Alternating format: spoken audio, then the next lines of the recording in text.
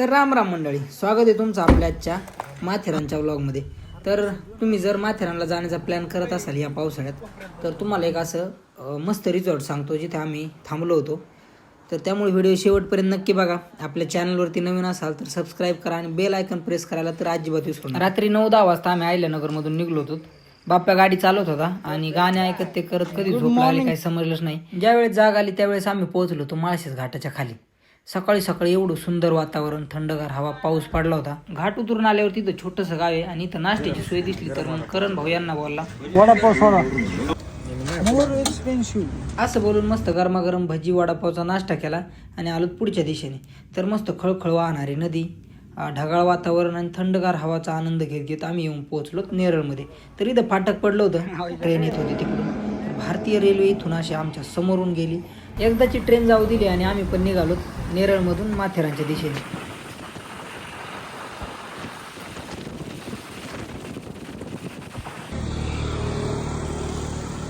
मग असं वातावरण बघून आपल्याला काय मोह आवरला नाही. एका साईडला गाडी लावली आणि मोबाईलमध्ये शूटिंग काढायला चालू केलं.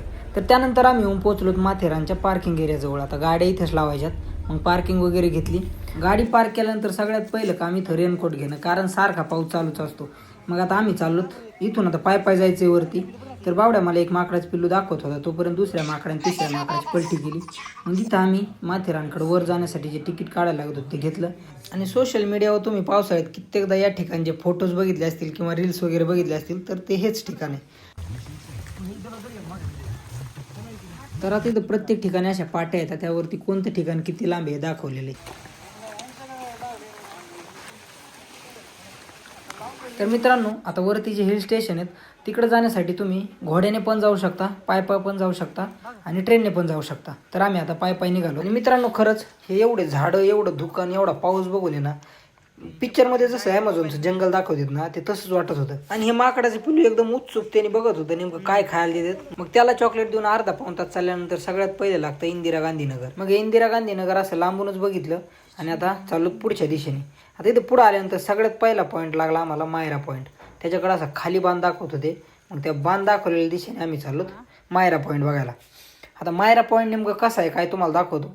इथं ह्या बोर्डवरती मायरा पॉईंटची माहिती दिली. जर तुम्हाला काही वाचता आलं तर स्टॉप करून वाचा, मला तर काही समजलं नाही. आणि हा आहे मायरा पॉईंट. पुढं बघा तुम्हाला काय दिसतंय का? आम्हाला तर काही दिसत नाही, सगळं धुकंच धुकं आहे. आणि एवढ्या धुक्यात हे कुत्रा इथं बसलाय. किती जण येतात आणि किती जण माघारी जातात बघायला. तर मायरा पॉईंट बघून झाल्यावरती आम्ही चाललो अशी मस्ती करत पुढच्या पॉईंटच्या दिशेने. तर इकडं बघा हे घोड्यावरती बसून येणारे वरच्या रोडने जात होते आणि आम्ही ट्रेनचा जो रस्ता आहे त्या रस्त्याने आलो होतो इथपर्यंत. तर इथं गरमागरम मक्याचे कणस वगैरे होते खायला. तर ते न खाता आम्ही पुढच्या दिशेने चालत राहिलो. त्याच्यानंतर लागला आम्हाला वाल्मिक नगर.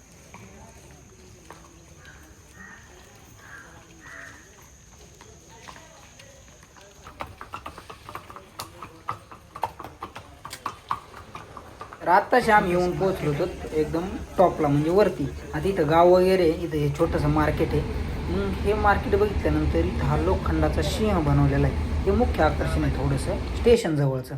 तर हा सिंहाला मागून पुढून नीट न्याळून बघितलं कसा बनवला आहे ते. तर त्याला बघून झाल्यावरती आम्ही चाललो होतो पुढं जे रेल्वे स्टेशन दिसतंय त्या दिशेने. आणि एवढ्या हाईटवरती पण येणाऱ्या जाणाऱ्या लोकांसाठी ट्रेनची सुविधा केली, म्हणजे तो पण एक्सपिरियन्स लोकांनी घेतला पाहिजे. आता ही ट्रेन दिवसातून 2 वेळाची ये जा करते, सकाळी 11 वाजता एकदा आणि संध्याकाळी 4-5 वाजता एकदा. तर हे सगळेजण आता खाली जाण्यासाठी थांबलेत. तर तिथून आता आम्ही पुढं आलो आहेत मेन मार्केटमध्ये. आणि मेन मार्केटमध्ये आल्यावर आम्ही शिरलो एका छोट्याशा गेम सिटीमध्ये.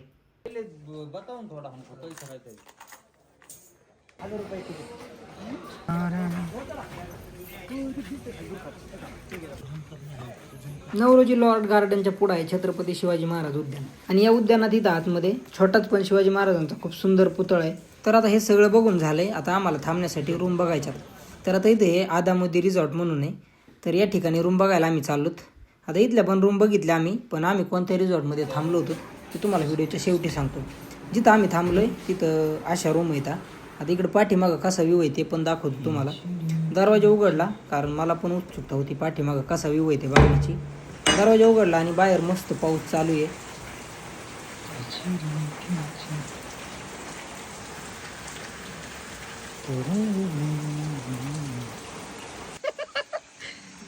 Hello guys.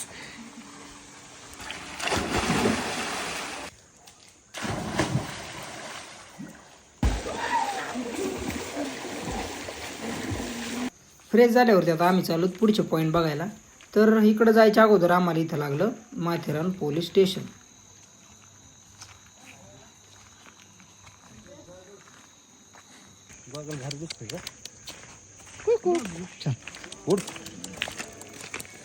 चल चल चल.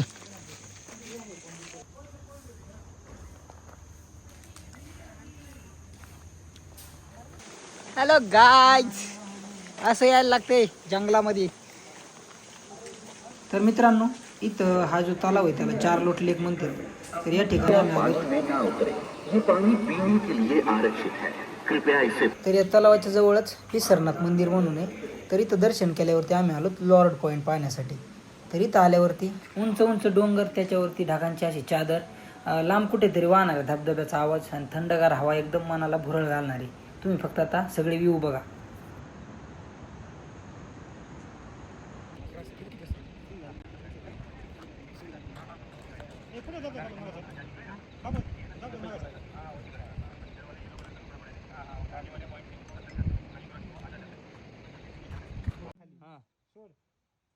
दिवसभर हिल स्टेशन फिरून झाल्यावरती संध्याकाळी जेवण ते करून आता आम्ही आलो थोडंसं बाहेर फेरफाटका मारायला.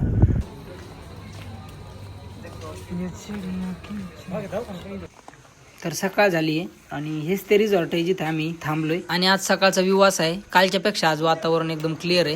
तर या ठिकाणी रात्रीचं जेवण आणि आताचा नाश्ता पण एक नंबर. तर आता आमचा चेकआउट करण्याचा टाइम झालाय.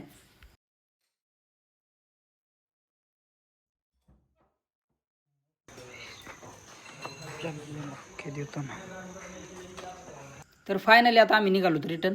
आणि या रिसॉर्टचं नाव सांगतो मी तुम्हाला. मेन मार्केटपासून पुढं आलं ना तर लक्ष्मी रिसॉर्ट म्हणून आहे, प्युअर व्हेज आहे. आणि नक्कीच तुम्ही या रिसॉर्टला स्टे केलं पाहिजे, कारण इथलं जेवण आणि पाठीमागं रूमचा जो व्ह्यू आहे तो एक नंबर आहे. त्यामुळं इथं तुम्ही नक्की थांबलं पाहिजे. आता आम्ही आलोत पार्किंगजवळ जिथं गाडी लावली होती.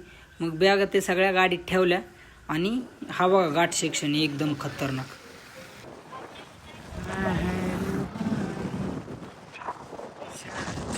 तर चला भेटूया अशाच नवीन व्हिडिओ सोबत.